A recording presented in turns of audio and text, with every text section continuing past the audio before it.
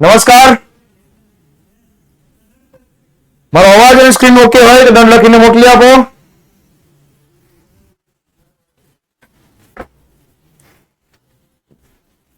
જય શ્રી કૃષ્ણ. હર હર મહાદેવ. જય શ્રી રામ. સર્વદેવ નમસ્કાર. બધાય ભગવાનની જય. સામાજિક વિજ્ઞાનની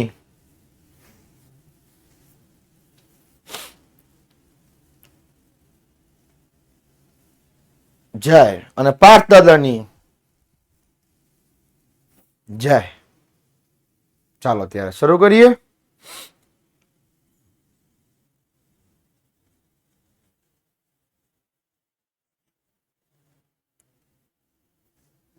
નમસ્તે શારદે દેવી વીણા પુસ્તક ધારિણી વિદ્યારંભ કરીષ્યામી પ્રસન્ન તું ભવ સર્વદા પ્રસન્ન તું ભવ સર્વદા.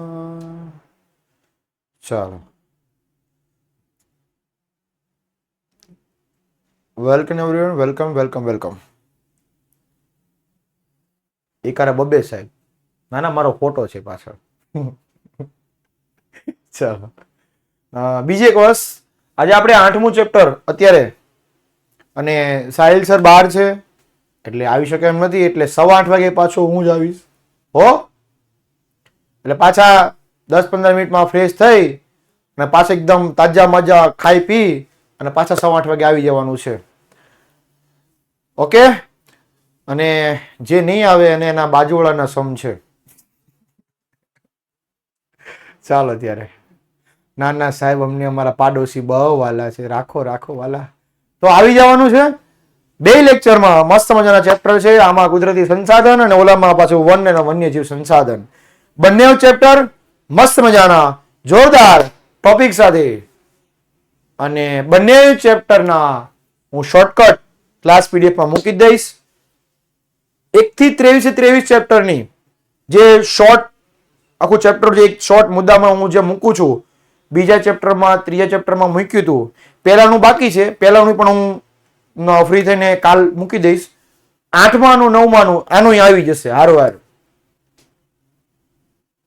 બરાબર. એટલે બધા ચેપ્ટરની તમને શોર્ટકટ મળશે જ. બ્લુપ્રિન્ટ નો વિડીયો આજે શૂટ થઈ જશે, એટલે એક કાલના દિવસમાં અપલોડ થઈ જશે યુટ્યુબ પર કે ભાઈ બ્લુપ્રિન્ટમાં કયા ચેપ્ટરનો કેટલો ગુણભાર છે. જોકે ઓલરેડી મેં ટોપર બેચના વિદ્યાર્થીઓને તો મેં આપી દીધી છે ગુણભાર, પણ હારોહાર કયો પ્રશ્ન કયા ચેપ્ટરનો આવે છે કે ભાઈ પહેલો પ્રશ્ન કયો, 9મો પ્રશ્ન કયા ચેપ્ટરનો, અને ઓલા 22મું અને 23માં 2 ચેપ્ટર જે એડ થયા છે એની પણ પ્રશ્ન નંબર ફિક્સ કહી દઈશ. સાથે સાથે વિભાગ બી સી ડી અને છેલ્લો આપણો 54નો પ્રશ્ન નકશો.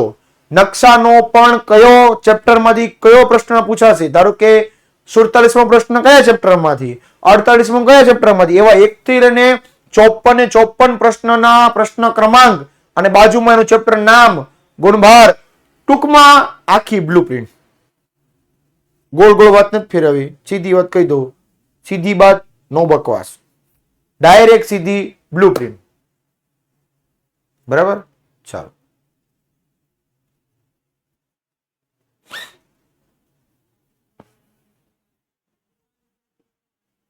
હા, શોર્ટકટની ડાયરેક્ટ પ્રિન્ટ કરાવી લે તો પણ ચાલે, પણ તમને ટૂંકમાં જેમ લાગે.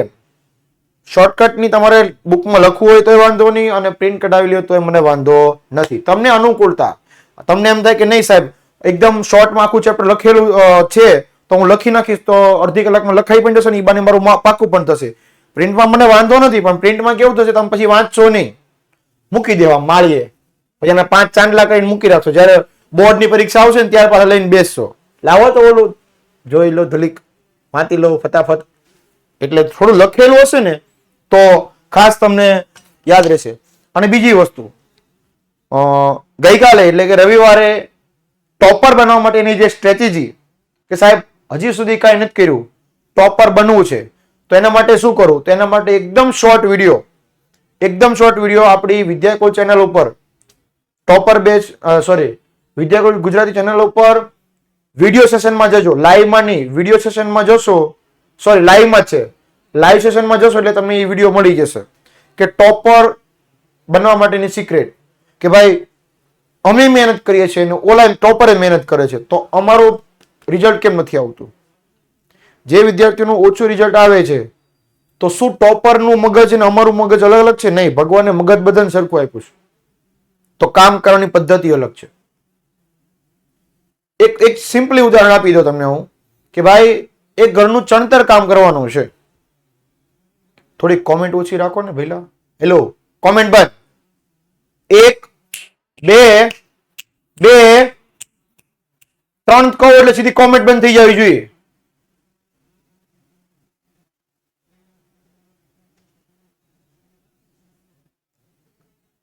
એક ઉદાહરણ આપી દો કે ભાઈ એક ઘરનું ચણતર કામ કરવાનું છે, તો હવે 9મા માળે ઘર બનાવવાનું છે, તો પહેલા માળેથી લઈ અને 9મા માળે સુધી શું હું ઈંટોને હું દાદર ચડાવીને લઈ જઈશ?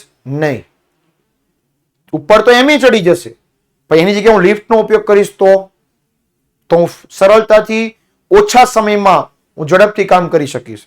તો બસ ટોપર પણ આ જ કરે છે, મગજનો યોગ્ય ઉપયોગ કરીને પછી રિઝલ્ટ લાવે છે. તો તમારે પણ શું યોગ્ય રિઝલ્ટ આવવું છે તો જ્યારે પણ ફ્રી પડો, એટલે કે આજે 9 વાગ્યા પછી અને અથવા તો કાલે યુટ્યુબ પર જઈ ટોપર બનવા માટેનો વિડીયો તમારે જોઈ લેવાનો રહેશે. ચાલો, 8મો ચેપ્ટર કુદરતી સંસાધન. કુદરતી કે જેનું સર્જન આપ મેળે થયેલું છે. ઓ મેળે મેળે મોરા લડી. આપ મેળે એટલે ટૂંકમાં ભગવાનની બક્ષિસ છે, એ કુદરતી વસ્તુ. પણ અહીંયા કીધું સંસાધન, તો સંસાધનમાં તો ઘણી બધી વસ્તુ આવે. દરિયા કિનારો, હિમાલય, ઝાડ, વૃક્ષો, ખડકો, ખનિજો, બધું સંસાધન જ છે. તો શું હું બધી વસ્તુને સંસાધન કહીશ? બેટા એ પીડીએફ કમ્પ્લીટ જ છે, ખાલી માઇનોર એકાદ બે શબ્દનો ફરક આવ્યો હોય, બરાબર? શાંતિ રાખ. એક નેટ કોમેન્ટ પુરોહિત, પુરોહિત શાંતિ રાખ. અને આ કટ વાળો કોણ છે ભાઈ ક્યારનો?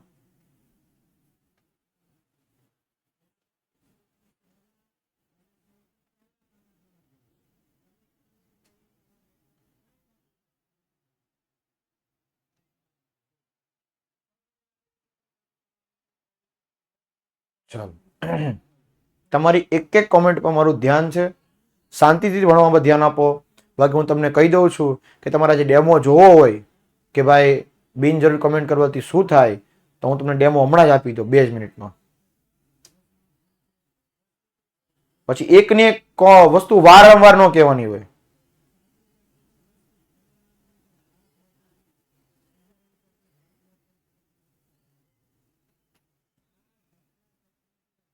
તો આ બધી વસ્તુને સંસાધન કહી શકાય નહીં.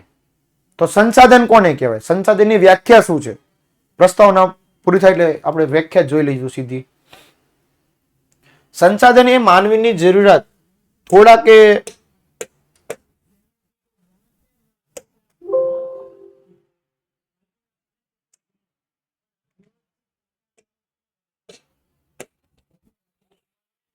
સંસાધન એ માનવીની જરૂરિયાતો થોડા ઘણા અંશે કે પૂરેપૂરી સંતોષી શકાય. એમાં કુદરતમાં એવા હજારો તત્વો પડેલા છે, પણ આપણે બધાને સંસાધન નથી કહેતા. તો તમે સંસાધન કોને કહો? તો કે જ્યારે માનવી તેના વિશિષ્ટ જ્ઞાન કે કૌશલ્યનો ઉપયોગમાં લે છે. ધારો કે આ એક જમીન છે અને આના ઉપર એક ઘઉંનો પાક ઉગી ગયો. ધારો કે આ ઘઉં છે, ઘડીક માની લ્યો, છે રિમોટ પણ ઘઉં માની લ્યો. રેડી? ધારો કે આ એક ઘઉંનો પાક છે, તો આ સંસાધનમાંથી જ બને છે, પણ આને સંસાધન ન કહેવાય. કેમ? કારણ કે આ ઘઉંના પાકમાંથી ઘઉંના દાણા છૂટા પડશે, એનો લોટ દળાશે, એની મમ્મી ગરમા ગરમ રોટલી બનાવશે, અને ઈ રોટલી આપણે જ્યારે ખોરાક તરીકે ઉપયોગ કરશું ત્યારે સંસાધન બને. ટૂંકમાં કુદરતમાં હજારો તત્વો પડેલા છે, પણ જ્યાં સુધી તેનો ઉપયોગ નહીં લેવાય ત્યાં સુધી વસ્તુ સંસાધન કહેવામાં આવતી નથી.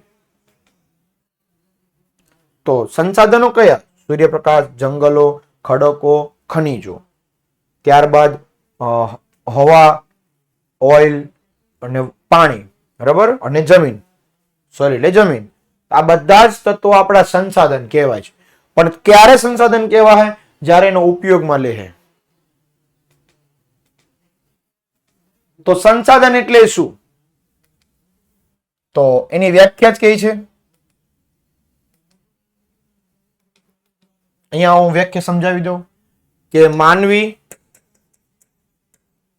ચાર જ શબ્દો, માનવી,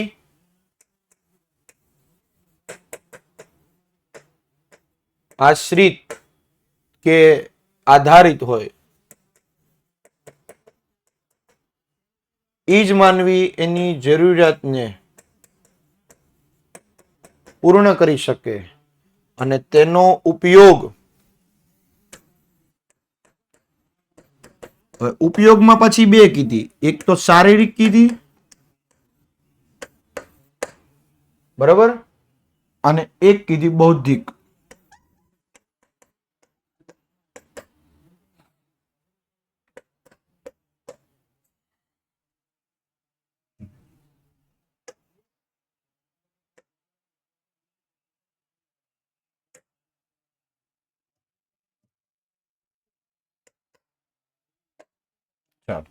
તો ચાર જ શબ્દ. માનવી, એ તો આપણને ખબર છે માનવી છીએ. આશ્રિત કે નિર્ભર પહેલો શબ્દ, જરૂરિયાત બીજો શબ્દ, ત્રીજો ઉપયોગ અને ચોથો શારીરિક કે બૌદ્ધિક. ચાર જ શબ્દમાં આખી વ્યાખ્યા સમજાઈ જાય કે માનવી જેના ઉપર આશ્રિત કે નિર્ભર હોય એનો જ માનવી એની જરૂરિયાતને પૂરી કરી શકે અને એ જ માનવી તેનો ઉપયોગ કરી શકે. ઉપયોગમાં બે શારીરિક કે માનસિક હોય એને એને એને એને સંસાધન કહેવાય. તો જો માનવી એક વખત, એનો જ માનવી બીજી વખત, એનો જ માનવી ત્રીજી વખત, તો માનવી શબ્દ તો 3 વખત આવે છે. તો યાદ રાખવાની જરૂર નથી. માનવી આશ્રિત કે આધારિત, માનવી જરૂરિયાત અને માનવી ઉપયોગ. માનવી આશ્રિત કે આધારિત, માનવી જરૂરિયાત, માનવી ઉપયોગ. વ્યાખ્યા ઈઝી, વ્યાખ્યા ઈઝી.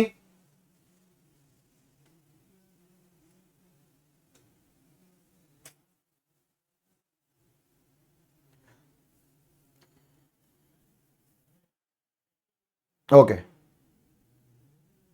એક આ ક્યારનો જે મંડાણો છે ને, ચોંટે છે ભાઈ, કોઈને ચોંટતું નથી. તું છે ને નેટમાં પ્રોબ્લેમ હશે, તું લો ક્વોલિટી કરી દે અને કા તે જેની પછી એડમિશન લીધું ને એડમિશન કાઉન્સિલરને ફોન કર કે મારે ચોંટે છે, બરાબર. હા, કોપી પેસ્ટ બંધ કરી દે.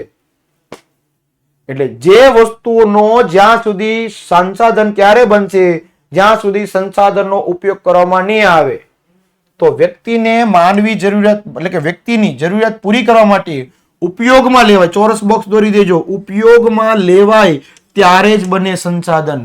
જ્યાં સુધી અહીંયા આ ઘઉંનો છોડ છે, મતલબ પાક, ઘઉંનો પાક, ઘઉંનો પાક અહીંયા હોય ને, એમ કહો વાહ મસ્ત પાક છે, વાહ મસ્ત પાક છે, વાહ આ બધું વસ્તુ સારી છે. પણ આને તમે પીવા તરીકે, પ્રવાહી તરીકે લો અથવા આના પાકમાંથી રોટલી બનાવો અને રોટલી ખાવ ત્યારે વસ્તુ બને સંસાધન. કહેવાનો મતલબ જ્યાં સુધી ઉપયોગમાં નહીં લ્યો ત્યાં સુધી સંસાધન બનશે નહીં, નહીં, નહીં. ચલો, તો જ્યારે તો આપણને સવાલ એમ થાય કે સાહેબ પ્રાચીન સમયમાં શું સંસાધન નહોતું? તો કે હતું જ. જમીનમાં પેટાળમાં દટાયેલું હતું, પણ આપણને જ્ઞાન નહોતું, બરાબર. આ બધી વસ્તુ પૃથ્વીના પેટાળમાં વર્ષો પહેલા હતી. બોક્સાઇટ, હીરા, સલ્ફર, કોલસો, બધી વસ્તુ વર્ષો પહેલા હતી. પણ આપણને એ નથી ખબર પડતી કે આને હીરા કહેવાય, ને બોક્સાઇટ કહેવાય, અને ખનિજ કહેવાય, અને કોલસા કહેવાય. ટૂંકમાં એક ઉદાહરણ આપું તમને. તમે કોમ્પ્યુટર પર કામ કરતા હો, પણ કોમ્પ્યુટરમાં તમને ચાલુ કરતા ન આવડે, બંધ કરતા ન આવડે, સીપીયુ કોને કહેવાય, માઉસ કોને કહેવાય, એ તમને ખબર જ નથી, તો તમે એનો ઉપયોગ કરી શકવાના નથી. ટૂંકમાં જ્યાં સુધી તમારી પાસે જ્ઞાન ન આવે ત્યાં સુધી તમે એનો ઉપયોગ કરી શકતા નથી. તમને ખબર, તમને આવડી જાય કે ભાઈ આને માઉસ કહેવાય, આને કોમ્પ્યુટર કહેવાય, આમાં ટાઈપ કરો તો ફટાફટ કીબોર્ડમાં ટાઈપ થાય. માઉસથી ઓલું ઊંદેડું આવે માઉસ, બરાબર ને, એ માઉસથી તમે આ વસ્તુ પર સિલેક્ટ કરી શકો, ડ્રેગ કરી શકો. તો વસ્તુ ક્યારે તમે ઉપયોગમાં લઈ શકો? જ્યારે તમને એની પાસે જ્ઞાન હશે, જ્યારે તમને એની પાસે માહિતી હશે. તો માહિતી મળવાના સાથે જ ખનન પ્રવૃત્તિ, ખનન એટલે ખોદકામ પ્રવૃત્તિ થઈ, જેથી સંસાધન બની ગયું. અને સંસાધન કુદરત, માનવ અને સંસ્કૃતિ ત્રણેયનો સંયોગ છે. ચાલો, સંસાધનના ઉપયોગ, મોસ્ટ આઈએમપી સવાલ. સંસાધનનો ઉપયોગ ડાયરેક્ટ એવો પ્રશ્ન પૂછી શકે, અથવા સંસાધનના ઉપયોગની અંદર જણાવી કોઈ પણ એક પ્રકાર પૂછે. તો સંસાધનનો ઉપયોગ 3. પહેલું ખોરાક તરીકે, બીજું કાચા માલના સ્ત્રોત તરીકે, અને ત્રીજું કીધું શક્તિ સંસાધન તરીકે. આ પહેલું કીધું ખોરાક તરીકે. ખોરાક તરીકે એટલે આપણે જે કઠોળ, ઘઉં, તેલીબિયા, મગફળી, આ બધી વસ્તુ જે કરીએ છીએ ખોરાક તરીકે કહેવાય. બીજું કાચા માલના સ્ત્રોત તરીકે. તો કાચા માલના સ્ત્રોત તરીકે એટલે કઈ રીતે? ધારો કે મારે ફર્નિચર બનાવવું છે, પણ જ્યાં સુધી મારી પાસે લાકડું નહીં હોય ત્યાં સુધી ફર્નિચર બનશે નહીં. મારે પેંડા બનાવવા છે, મારે કાજુ કતરી બનાવી છે, પણ દૂધ હશે તો બનશે ને, હે ને. અને ત્રીજું શક્તિ સંસાધન તરીકે, મારી પાસે ધારો કે ઘડીક માની લો મારી પાસે બાઇક છે, સ્પોર્ટ બાઇક છે, બરાબર, કાવાસાકી નહીં, કાવાસાકી આવે ને કે, બરાબર, કાવાસાકી બાઇક છે મારી પાસે.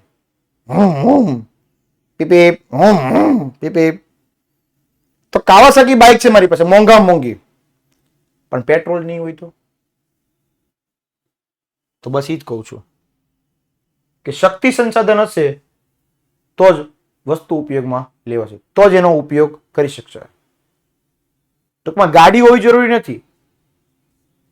મોટી મોંઘી 4 વ્હીલ હોય, બોલો કે ને, માડી તારો બનો દીવાનો રે, ગાડી ફોર્ચ્યુનર લાયો.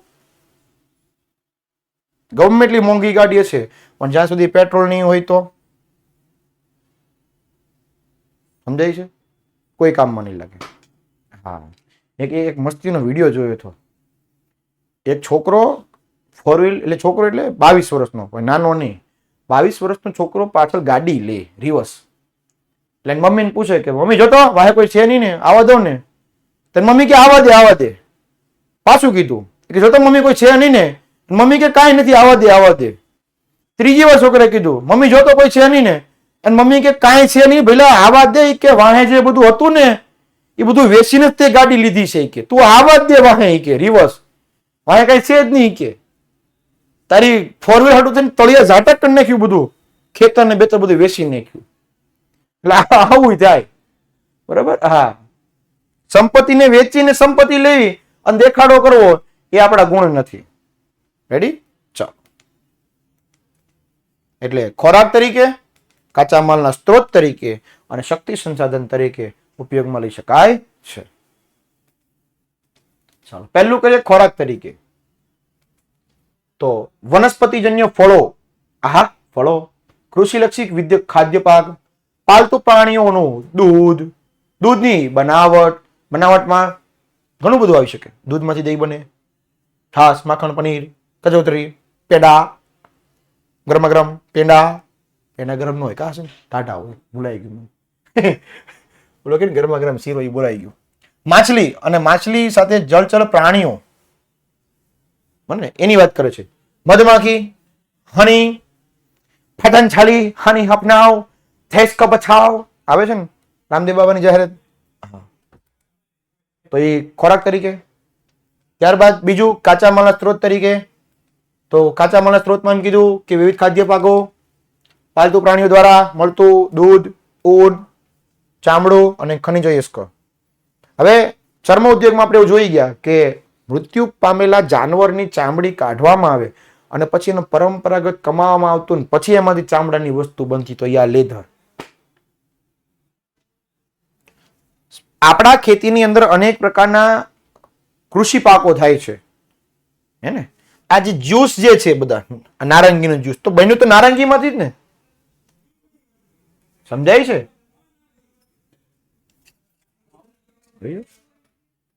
આ પેટ્રોલ, તો પેટ્રોલ ને ક્યાંક તો કુવા હશે જ ને. પેટ્રોલ ને કુવામાંથી ખેંચવામાં, એટલે મતલબ એનું ભૂગર્ભમાં જે હોય એમાંથી કાઢી એને રિસાયકલ કરી અને પછીનો ઉપયોગ થાય છે ને, કે ડાયરેક્ટ સીધું ખાડામાંથી કાઢી ગાડી નાખી દીધું, નો હાલે, ગાડી બંધ થઈ જાય.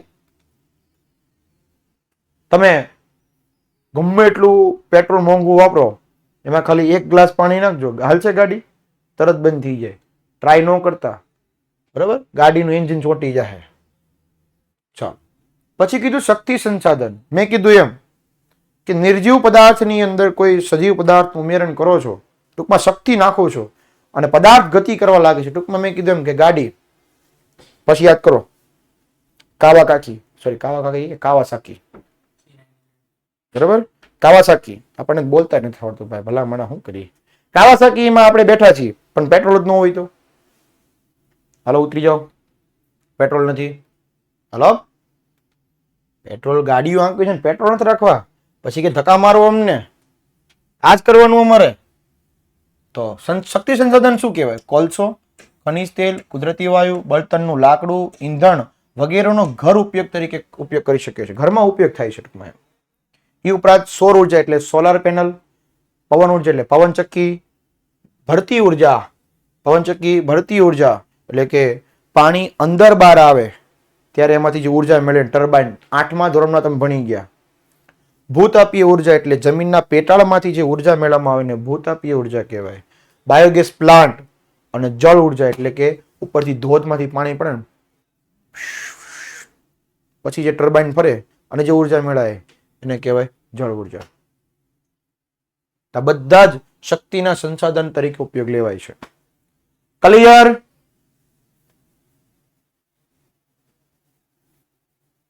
ચાલો, ક્લિયર. સંસાધનના પ્રકાર, પહેલું કીધું માલિકીના આધારે, બીજું કીધું પુનઃપ્રાપ્યતાના આધારે અને ત્રીજું કીધું વિતરણ ક્ષેત્રના આધારે. આ પ્રશ્ન પણ આઈએમપી કહી શકાય. પહેલું કીધું માલિકીના આધારે.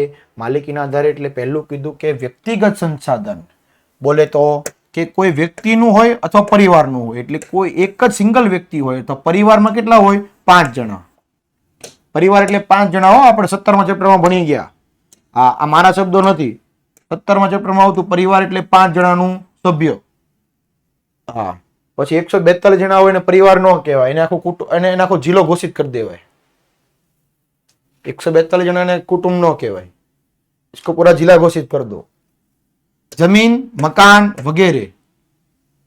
બીજું કીધું રાષ્ટ્રીય સંસાધન કે ભાઈ કોઈ પણ દેશની કે પ્રદેશની હોય. લશ્કરી તો કે દેશનું હોય, આપણે ઘરનું લશ્કર ન હોય. હેલો, બીજી શેરીમાં બાંધવાન થયું છે, આર્મી મોકલો તો નો મોકલે એમ. એ તમારો અંદરો અંદર પ્રોબ્લેમ છે. આંતરરાષ્ટ્રીય. ત્રીજું વૈશ્વિક સંસાધન, જેમાં ભૌતિક અને અભૌતિક. જો આ વચ્ચે વચ્ચે મનોરંજન એટલે કરાવું છું તમને યાદ રહી જાય બાને કે સાહેબે આવું બધું જોક્સ માર્યું તો ને અમને યાદ રહી ગયું. આવો આ બાકી કઈ આ મજાકમાં ન લેતા બધી વસ્તુને. જોજો 3માંથી 3 માર્ક લાવવાના છે એટલે તમને હારે હારે કોમેડી કરાવતો એટલે યાદ રહી જાય. આ સંસાધનના પ્રકાર આવે એટલે તમને યાદ આવે કે હાલો સાહેબે લશ્કર બોલાવ્યું તો ચાલો લેક્ચરમાં. હા. ત્રીજું ભૌતિક અને અભૌતિક. ભૌતિક એટલે જેને જોઈ શકાય અને અભૌતિક એટલે જેને જોઈ શકાય નહીં એવી. ટૂંકમાં પ્રત્યક્ષ ને પરોક્ષ કહેવાય એને. તો વિશ્વની એવી બધા રાષ્ટ્રોની સહિયારી, વિશ્વ એટલે 195 દેશ, 195 દેશની સહિયારી માલિકી હોય એવી કોઈ વસ્તુ હોય ખરી? હોય એવી વસ્તુ? હોય તો ઉદાહરણ આપો. Yes, WHO. વેરી ગુડ, શાબાશ મેરે શેર ઓર શેરની. Yes, UN, united nations. ચલો, અને સમુદ્રો પણ હોઈ શકે. ચાલો, રેડી? વાહ વાહ વાહ વાહ વાહ. બીજું વિતરણ ક્ષેત્રના આધારે. વિતરણ બોલે તો વહેંચણી. વહેંચણી એટલે 2 तेरा 2 मेरा, 3 तेरा 3 उसका. એને વહેંચણી કહેવાય. તો હવે વહેંચણીમાં તો પહેલું કીધું સર્વસુલભ કે જેનો દરેક જગ્યાએ ઉપયોગ થાય. ઓક્સિજન અને નાઇટ્રોજન. આ ખૂણામાં ઓક્સિજન છે, આ ખૂણામાં છે, આ ખૂણામાં છે. એટલે બધી જગ્યા પર જોવા મળે છે. બરાબર ને? ધારો કે અહીંયા જ ઓક્સિજન હોય અને અહીંયા ઓક્સિજન ન હોય ને હું અહીંયા ઉભો ઉભો ભણાવું અને મને ખબર પડે કે અહીંયા ઓક્સિજન છે જ નહીં, તો દોડીને જવું પડે, ભાગો ભાગો ભાગો જલ્દી. કેમ? તો કે ઓક્સિજન ભૂલાઈ ગયું લેવાનું. નહીં, દરેક જગ્યા પર પૃથ્વીના દરેકે ખૂણાની અંદર ઓક્સિજન જોવા મળે છે. ભગવાનની રચના જો સાહેબ કેવી બનાવી છે, હે ને? એકાદ ખૂણો બાકી રાખી દીધો હોત તો ઓલો કેમ કીડીઓ કેમ ટપાટપ મરે, એમ માણસે મરી જાય. પછી એના પરિવારજનો બિચારા રો, બિચારો ભાઈ ઓલા ખૂણામાં વયો ગયો, ખબર ન રહી, ઓક્સિજન લેવાનું ભૂલાઈ ગયું, વયો ગયો. એટલે એવું થાય.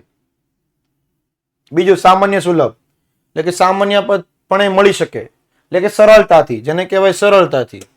સરળતાથી એટલે તો કે ભૂમિ અને જમીન બેનો મિનિંગ સરખો થાય, જમીન થાય. જળ બોલે તો પાણી. ગોચર એટલે ગાયોને ખાવાની જગ્યા. ઓલા ગાયું ના એ ગોવાળી આજત ગાયું લઈને જાજો રે. વિરલ સંસાધન, વિરલ બોલે તો ભાગ્યે જ, એટલે કે ક્યારેક જ. ટૂંકમાં કીધું મર્યાદિત સંસાધન છે. કોલસો, પેટ્રોલિયમ, તાંબુ, સોનું, યુરેનિયમ અમુક જગ્યાથી જ મળે. ઘરમાં ખાડો ખોદી નાખજો નીચે, જોજો મળે છે સોનું કે નથી મળતું, કેજો મને પછી. નહીં જ મળે, ટ્રાય ન કરતા. હા, ઘરને ખેદાન મેદાન ન કરી નાખતા. હા, લાવો પપ્પા હથોડો, ટાઇલ્સ બાલ તોડ નાખો, હેઠેથી સોનું કાઢવાનું છે ગમે એમ કરીને. 100 ફૂટ ખોદી નાખો, 200 ફૂટ ખોદો, ભાઈ 800 ફૂટ ખોદે તોય ન મળે. અમુક જગ્યાથી જ મળે છે, એટલે જ મોંઘું છે. એકલ સંસાધન, એકલ એટલે નામ જેવા જ, એક જ જગ્યાથી મળે, એક કા બે એમ કીધું. એકલો પણ એકડો. તો ક્રાયોલેટ નામની જે ખનિજ છે ને એ માત્ર ગ્રીનલેન્ડ નામના દેશમાંથી જ મળે છે. આખા 195 દેશમાંથી ખાલી ગ્રીનલેન્ડ નામના દેશમાંથી જ ક્રાયોલેટ ખનિજ મળે છે. બોલો, એટલે કીધું એકલ સંસાધન, એક જ. ભાઈ સાહિલ સર આવ્યા નથી. સાહિલ સર આવશે એટલે એમનો લેક્ચર મુકાઈ જશે. ત્યાં સુધી હું બંને લેક્ચર લેવાનો છું. હવે કોમેન્ટ ન કરતા, બાકી હું બ્લોક કરાવી દઈશ. હવે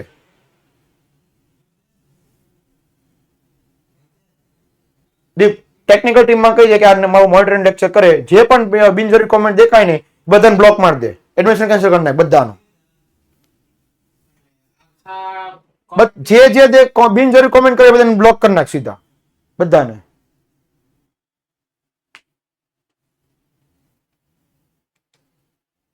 ને ગમે એની રિક્વેસ્ટ આવે ને વાલીની, બ્લોક નથી, અનબ્લોક નથી કરવાના. હા, હાવ જ એને એડમિશન કેન્સલ કરો. નથી ભણવું એ લોકોને કોઈને.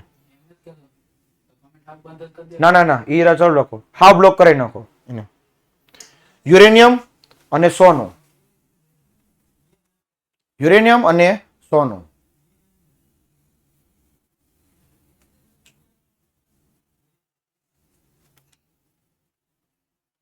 અને નાઇટ્રોજન. બરાબર, આ બધી વસ્તુ વિતરણ ક્ષેત્રના આધારે જોવામાં આવે છે. ત્યારબાદ છે નવીનીકરણ અને અનવીનીકરણ. નવીનીકરણ સંસાધન એટલે શું કે ભાઈ અખૂટ છે, જેનો તમે ઉપયોગ કરશો પણ આડેધડ ઉપયોગ કરવાનો નથી, જેનો ઉપયોગ અથવા તો સંસાધન પોતાની મેળે જ મળે છે અને વપરાશી પૂર્તિ કરે છે, એને કહેવાય નવીનીકરણ સંસાધન. અને અખૂટ છે એટલે ગમે એટલો ઉપયોગ કરશો વાંધો આવશે નહીં. જંગલો, સૂર્યપ્રકાશ, પશુ પક્ષી, આનો સંસાધનનો સમાવેશ નવીનીકરણ સંસાધનમાં થાય છે. ગમે એટલા જંગલો કપાય છતાં ઉગી જાય છે. સૂર્યપ્રકાશ તો અવિરત મળે છે. અનવીનીકરણ સંસાધન કે જેનો એક વખત ઉપયોગ કર્યા પછી ફરીવાર ઉપયોગમાં લઈ શકાતું નથી. ગાડીમાં પેટ્રોલ નાખ્યું, ગાડી માટો મારી આવ્યા, ભૂમ ભૂમ ભૂમ ભૂમ પતી ગયું, પછી ધુમાડાને તમે થેલી પેક કરી નાખો અને પછી ધુમાડાને તમે પાછું ટાંકીમાં નાખો તો હું પેટ્રોલ બની જઈશ? નહીં. એટલે જેનો ઉપયોગ કર્યા પછી ફરીવાર ઉપયોગમાં લઈ શકાતું નથી અથવા નજીકના સમયમાં એટલે કે પુનઃનિર્માણ પણ શક્ય નથી, એને કહેવાય અનવીનીકરણ સંસાધન. એટલે ખનિજ કોલસો, આગ ગાડીમાં ગયો, વાત થઈ ગઈ પૂરી. ગાડી પેટ્રોલમાં નાખ્યું, વાત થઈ ગઈ પૂરી. કુદરતી વાયુ એક વખત ઉપયોગ થયો ફેક્ટરીમાં અથવા તો ગાડીઓમાં, વાત થઈ ગઈ પૂરી.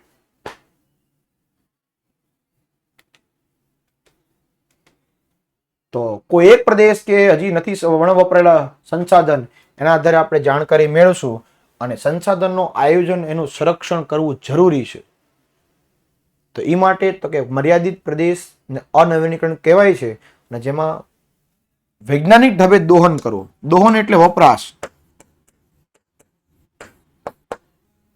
પણ વૈજ્ઞાનિક ઢબે દોહન કરવું એટલે વૈજ્ઞાનિક દ્રષ્ટિએ વપરાશ કરવાનો છે. આડે ધડ ગમે ત્યાં વપરાશ કરવાનો નથી. જ્યાં અનિવાર્ય હોય એટલે કે જ્યાં જરૂર હોય, જ્યાં એની જરૂર હોય ત્યાં જ એનો ઉપયોગ કરો. સંસાધનની માત્રા વધારી શકાય એવા પ્રયત્નો કરો. ઝાડ વાવો. જ્યાં વર્તમાન સમયમાં સોંઘા એટલે કે સસ્તું, જો મોંઘા ન કરતા હો, સોંઘા એટલે સસ્તું થાય, મોંઘા ન થાય, વિરોધાર્થી નથી, એનો અર્થ જાણવાનો છે આપણે. સોંઘા એટલે સસ્તું થાય.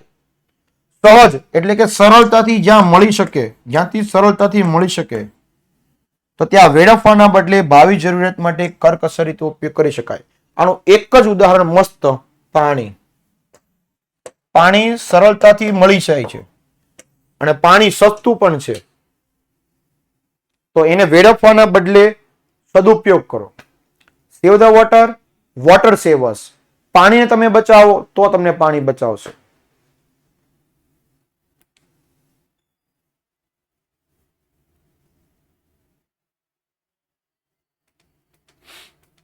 ચાલો, એટલે જ્યાં જરૂર હોય ત્યાં જ ઉપયોગ કરો, તકનીકી ઉપયોગ કરો, કાયદા કાનૂન બનાવો, વિવેકપૂર્ણ ઉપયોગ કરો અને વાકેફ થાવ એટલે કે જાગૃત, એક જાગૃત નાગરિક તરીકે જનજાગૃતિ કેળવવાની છે. કારણ કે જો વૃક્ષોનો આપણે આડેધડ ઉપયોગ કરશું, એને બચાવશું નહીં, તો આપણા જ આવી જ પરિસ્થિતિ વાતાવરણની જોવા મળશે. એટલે આપણે વૃક્ષોને વાવશો તો હરિયાળી જોવા મળશે, વૃક્ષોને કાપશો તો પ્રદૂષણ જોવા મળશે. શું આ ઈચ્છો છો કે આ ઈચ્છો છો? આ ઈચ્છો છો? વૃક્ષો વાવશો તો વૃક્ષો તમને ઘણી ખરી રીતે મદદ કરશે. એટલે આજે જ વધુ સમય નથી બગાડવાનો, પણ ઘરની બહાર એક નાનકડું વૃક્ષ વાવવાનું છે. ઘરની બહાર એક નાનકડું વૃક્ષ વાવવાનું છે, જેને નથી વાવ્યું અત્યાર સુધી. આની પહેલા ટોપર બેસ્ટના વિદ્યાર્થીઓ જેને વાવી લીધા છે એની વાત નથી કરતો. જે નવા વિદ્યાર્થીઓ છે અથવા જેને અત્યાર સુધી હજી પણ વૃક્ષ નથી વાવ્યું, એવા વિદ્યાર્થીઓએ પોતાના ઘર, પોતાની શેરી અને પોતાની સોસાયટીની અંદર સરસ મજાનું એક વૃક્ષ વાવી અને એનો ઉછેર કરવાનો છે. ઓકે, ચાલો.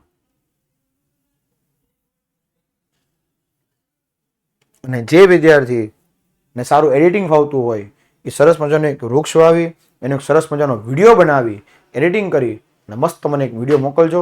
ઓકે, ચાલો.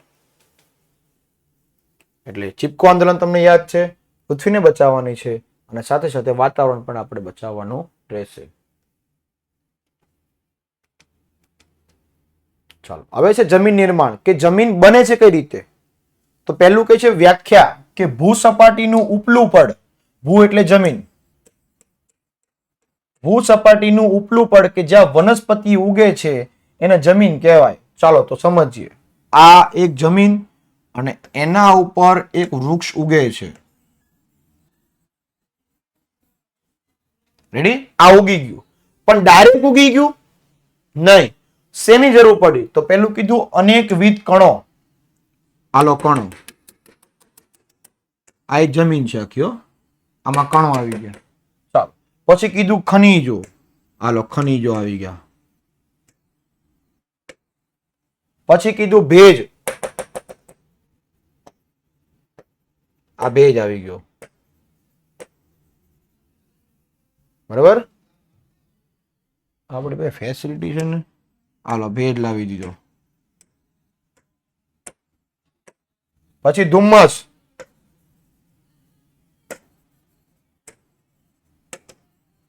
પછી કીધું સેન્દ્રિય તત્વો.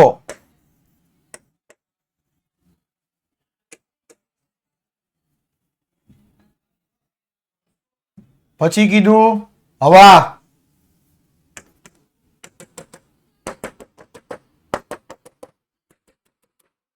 આ બધું જ.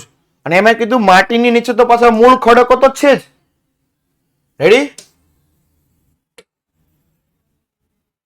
અને આ બધા જ વસ્તુનું ખવાણ થાય અને ધોવાણ થાય ત્યારે જૈવિક અવશેષો અને ભેજ હવામાં ભળે છે ત્યારે એક જમીનનું નિર્માણ થાય છે. અને આ જમીનનું નિર્માણ થયું ને એટલે વૃક્ષ ઉગે છે. તમારા ઘરની આસપાસ એવી કેટલી જગ્યાઓ છે કે જ્યાં કોઈ વ્યક્તિ બીજ વાવવા નથી ગયું, નથી ખાતર નાખવા ગયું, નથી કઈ પણ સેન્દ્રિય તત્વ નાખવા ગયું, છતાં પણ વરસાદ ઉગે આવે છે તો આપોઆપ વૃક્ષ કેમ ઉગી જાય છે? તમે જો કે આ મેદાન, બંજર મેદાન હોય અને ચોમાસું આવે તો ત્યાં ઘાસ ઉગી જાય છે. તો તમને એમ નહીં થતું હોય કોઈ બીજ વાવવા તો ગયું નહીં, તો અચાનક કેમ ઉગી ગયું ત્યાં વૃક્ષ? તેની પાછળનું કારણ આ છે. રેડી? કોઈ પૂછે કે વૃક્ષ શા માટે ઉગે છે તો એને કહેજો 10મું ધોરણ ભણ્યો, તો કે ભણ્યો. અમને સામાજિક વિજ્ઞાનના સાહેબે ભણાવ્યું. કોણે ભણાવ્યું? તો કે જાની દાદાએ ભણાવ્યું. એ એમ કહેતા હતા કે પૃથ્વીના પેટાળમાં અનેકવિધ કણો છે, ખનિજો છે, ભેજ છે, હ્યુમસ છે, સેન્દ્રિય તત્વો છે અને હવા છે. આ બધી જ વસ્તુનું ખવાણ અને ધોવાણ થશે ત્યારે જમીનનું નિર્માણ જોવા મળે છે. અને આ જમીન બની ગઈ એટલે જ વૃક્ષ વનસ્પતિનું વૃદ્ધિ અને વિકાસ થાય છે. વૃદ્ધિ એટલે મોટું થવું, વિકાસ એટલે ડાળીઓ ફૂટવી. બરાબર ને? હા, ચાલો ત્યારે વૃક્ષ ઉગી ગયું છે. વૃક્ષની આપણે હારે હારે ડાળીઓ પણ લાવી દઈએ અને વૃક્ષમાં એક કેરી ઉગાડી દઈએ એટલે એની જ કેરી આપણને કઈક ખાવા લાગે. બરાબર?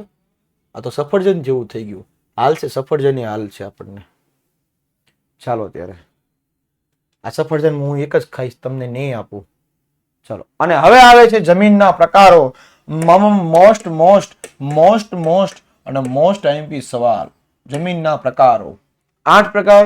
પહેલો પ્રકાર પર્વતીય જમીન, જંગલ પ્રકારની જમીન. આ 8 પ્રકાર, 8 પ્રકાર વિશે આપણે સમજીએ. ચલો, પહેલું કીધું કાપની જમીન. તો કાપની જમીન તો કે 43% ભાગમાં જોવા મળે છે. ક્યાંથી? તો કે પૂર્વમાં બ્રહ્મપુત્રથી શરૂ કરી પશ્ચિમમાં, એટલે આ દિશામાંથી શરૂ કરીને આમ સુધી. બરાબર? ભારતમાં ઉત્તરનું મેદાન અને દક્ષિણ ભારતમાં નર્મદા, તાપી, મહાનદી, ગોદાવરી, કૃષ્ણા, કાવેરી આટલા ભાગની અંદર કાપની જમીન જોવા મળે છે. એમાં પોટાશ અને ફોસ્ફરિક એસિડનું પ્રમાણ વધારે જોવા મળે, જેમ કે આવી રીતે. પણ નાઇટ્રોજન અને હ્યુમસની માત્રા ઓછી જોવા મળે છે. પણ જો કઠોળ વર્ગના પાક લેવામાં આવે તો એની નાઇટ્રોજનની સ્થિરતા વધારી શકાય છે. કયા કયા પાક થાય? તો કે ઘઉં, ચોખા, શેરડી, શણ, કપાસ, મકાઈ અને તેલીબિયા. ઠીક છે? સાથે સાથે 8મા ચેપ્ટરના જમીનના પ્રકારો એનું કોષ્ટક મેં ટોપર બેચ વાળાને આપ્યું છે. કદાચ જો માસ્ટર બેચ વાળાને રહી ગયું હોય અને આઈએમપી બેચ વાળાને રહી જશે તો હારે હું આ ક્લાસ પીડીએફમાં નાખી દઈશ. કોષ્ટક 8 જમીનના પ્રકારનો કોષ્ટક જે શોર્ટકટ જે છે, રેડી, એ હું આ ક્લાસ પીડીએફમાં આપી દઈશ. કાળી જમીન તો 15% ભાગમાં જોવા મળે. દખ્ખણના લાવો એટલે કે દક્ષિણ ભારતમાં લાવા એટલે એ લાવા ફોન નિવર્તન કરતા હો. બીજું રાજ્ય નામ આપી દીધા, ગુજરાતના શહેરોના નામ આપી દીધા. અને આ જમીનનું નિર્માણ, આ જે કાળી જમીન બને છે કઈ રીતે? તો કે લાવાયિક ખડકો અને આબોહવાથી બને છે. આબોહવા એટલે વાતાવરણથી બને છે. ટૂંકમાં આ લાવા જ્યાં જ્યાં વર્ષો પહેલા આગ લાગી છે આ લાવાની, અને જ્યાં જ્યાં આવીને ઠરી ગઈ છે ત્યાં આવી જમીન બની ગઈ છે.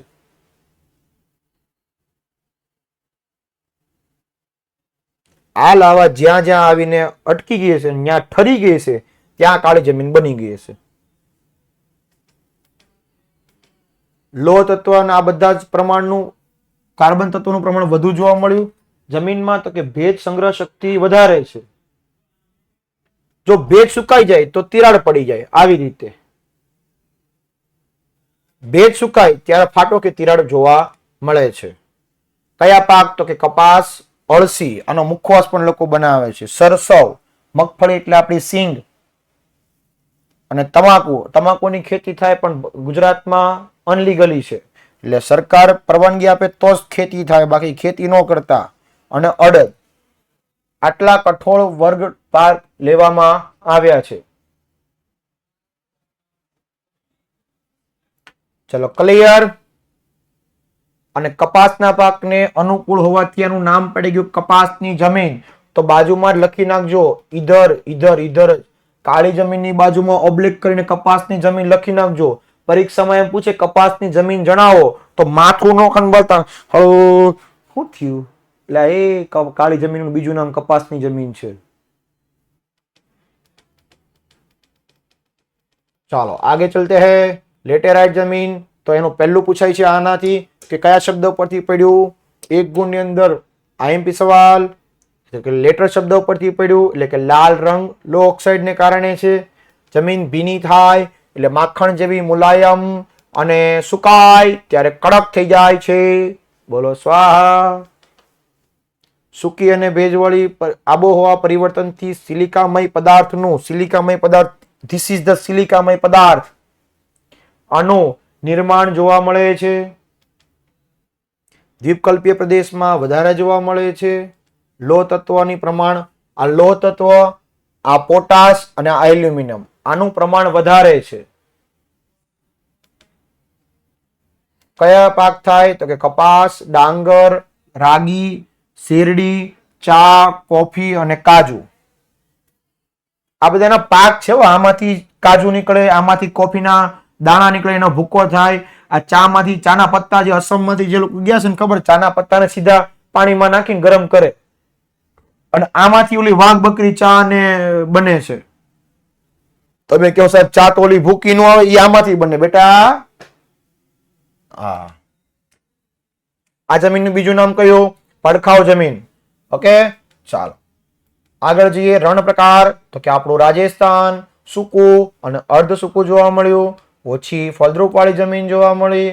રાજસ્થાન, હરિયાણા અને દક્ષિણ પંજાબમાં જોવા મળે. બાજરી અને જુવારનો પાક લેવામાં આવે છે.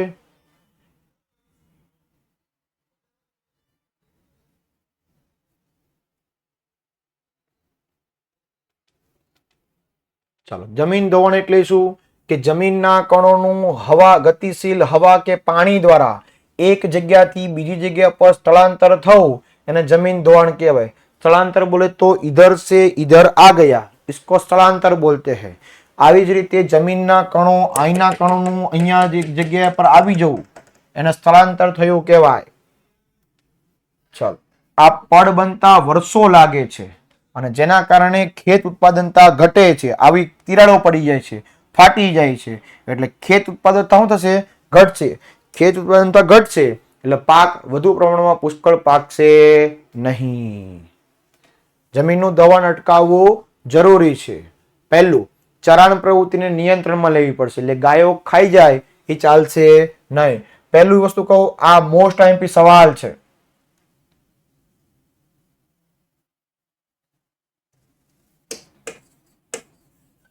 જમીન ધોવાણની વ્યાખ્યા જણાવી, તેના અટકાવવાના ઉપાયો જણાવો એવું પૂછશે. તો પહેલું કીધું ચરણ પ્રવૃત્તિ એટલે ગાયો છે ને એ ઘાસ ન ખાઈ જાય એનું ખાસ ધ્યાન રાખવાનું છે. બીજું કીધું સમોચ્ચ રેખીય પગથિયા એટલે આવી રીતે વાવેતર કરવાનું છે. ત્રીજું કીધું પડતર જમીનમાં વૃક્ષો વાવવા એટલે ખાલી પડેલી જમીનમાં વૃક્ષો વાવી દેવા. ચોથું કીધું આડબંધ બાંધવા એટલે આવી રીતે અહીંયા આડબંધ બાંધી દો ને તો અહીંયાથી પાણી આવે તો અહીંયાથી ફરી અને પછી નીકળી જાય, અહીંયા જશે નહીં. પાણીના વેગને ધીમો પાડવા માટે ખેતરમાં ઊંડી ખેડ કરવી. આવી રીતે મોટા મોટા ખાડા કરી નાખવાના. જેને પાણી વાળ્યું હોય ને આ બધું ખબર જ હોય. ગામડામાં જેને પાણી વાળ્યા હોય સાહેબ પાવડે એને બધું ખબર જ હોય કેમ ખેડ પડે ને કેમ ખેતરમાં વેગ ધીમો પડે. ધોરિયાના પાણી જેને પીધા હોય એને બિસ્લરીની જરૂર પડે નહીં. ચાલો, ભૂમિ સંરક્ષણ એટલે જમીનનું ધોવાણ રોકીને જમીનની ગુણવત્તા જાળવવાની છે. સંરક્ષણ બોલે તો રક્ષણ. અને જમીન સંરક્ષણનો સીધો સંબંધ માટીના કણોને પોતાના મૂળ સાથે એટલે આવી રીતે આમ જકડી રાખે. જો હવા ફેંકાશે તો ઉડીને બહાર આવી જશે. એટલે જમીન પોતાના મૂળને જકડી રાખે. જો જમીનનું સંરક્ષણ નહીં થાય તો જાનમાલની સલામતી જોખમમાં આવી જ જશે. એ માટે એના ઉપાયો પહેલું કીધું, જંગલોના આચ્છાદનને તેના મૂળ જમીન કણ સાથે જકડી રાખે છે. મેં કીધું એમ આવી રીતે ટાર, મેં યહાં સે જાને નહીં દૂંગા. બીજું કીધું નદીની કોતાર અને પહાડી ઢોળાવ પર વૃક્ષારોપણ કરવું, એટલે નદીની બંને બાજુ વૃક્ષો વાવી દેવાના. ત્રીજું કીધું રણના નજીકને વૃક્ષોની હારમાળા ઉગાડી દેવાની, એટલે અહીંયા વૃક્ષો આવી ગયા, અહીંયા વૃક્ષો આવી ગયા, તો રણની જે માટી છે એ અહીંયા જશે નહીં. ચોથું કીધું નદીઓના પૂરને અન્ય નદીમાં વાળી દેવા. ધારો કે એક નદીમાં ફૂલ પાણી છે, યાદ કરો ટોપર બેસમાં સમજાયું હતું, તો બીજી નદીમાં થોડુંક જ છે અને ત્રીજીમાં હાવ નથી, તો આનું પાણી આમાં નાખી દો અને આનું પાણી આમાં જવા દો, તો ત્રણેયમાં હરખું હરખું થઈ જાય. પછી તો આમાં પૂર આવશે નહીં. કેમ? કારણ કે આનું પાણી આમાં ગયું ને આનું પાણી આમાં ગયું. અને અનિયંત્રિત ચરણ પ્રવૃત્તિ એટલે કે ગાય ભેંસ ઘાસ ન ખાઈ જાય એનું ધ્યાન રાખવું, તો જમીનનું સ્તર ઢીલું પડશે નહીં. આટલી બાબતમાં ધ્યાન રાખવું. ઓકે. ભૂમિ સંરક્ષણના ઉપાયો, ક્ષિતિજ સમાંતર ખેડ, સીડીદાર ખેતરો વાવવા. ફળદ્રુપતા ગુમાવી બેઠેલામાં પુનઃ સેન્દ્રિય એટલે પાછું ખાતર નાખી દેવું. જે છોડ બળી જાય ને એમાં ખાતર નાખી દેવું. અને ઉપરોક્ત જમીનનું સંરક્ષણ કરવું એ આપણા ખાસ સમાજની અને લોકોની સહિયારા પ્રયાસથી આપણે કરી શકશું.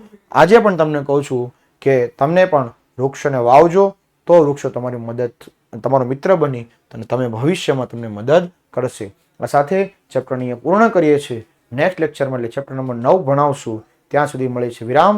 By, take care. જય હિન્દ, જય ભારત. ભારત માતા કી જય. વંદે માતરમ. જય જય કરવી ગુજરાત.